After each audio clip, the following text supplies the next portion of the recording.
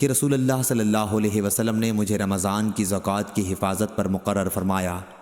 رات میں ایک شخص اچانک میرے پاس آیا اور غلے میں سے لب بھر بھر کر اٹھانے لگا۔ میں نے اسے پکڑ لیا اور کہا کہ قسم اللہ کی، میں تجھے رسول اللہ صلی اللہ علیہ وسلم کی خدمت میں لے چلوں گا۔ اس پر اس نے کہا کہ اللہ کی قسم، میں بہت محتاج ہوں، میرے بال بچے ہیں اور میں سخت ضرورت مند ہوں۔ حضرت ابو ہریرہ رضی اللہ عنہ نے کہا، اس کے اظہار معذرت پر میں نے اسے چھوڑ دیا۔ صبح ہوئی تو رسول کریم صلی اللہ علیہ وسلم نے مجھ سے پوچھا، اے ابو ہریرہ، گزشتہ رات تمہارے قیدی نے کہا کیا تھا؟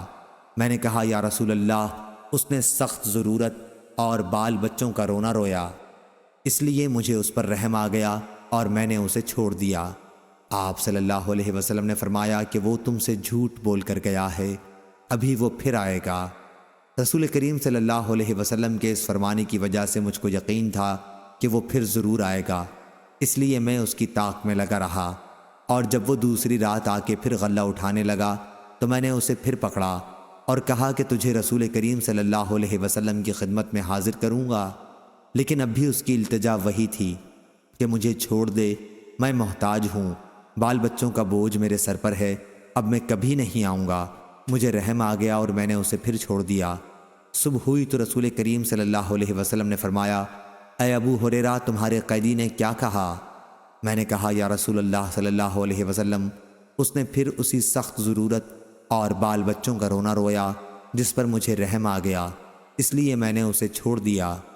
آپ صلی اللہ علیہ وسلم نے اس مرتبہ بھی یہی فرمایا کہ وہ تم سے جھوٹ بول کر گیا ہے اور وہ پھر آئے گا۔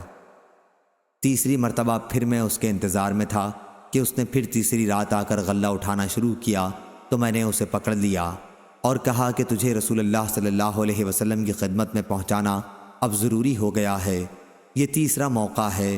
ہر مرتبہ تم یقین دلاتے رہے کہ پھر نہیں آؤ گے، لیکن تم باز نہیں آئے۔ اس نے کہا کہ اس مرتبہ مجھے چھوڑ دے تو میں تمہیں ایسے چند کلمات سکھا دوں گا جس سے اللہ تعالیٰ تمہیں فائدہ پہنچائے گا۔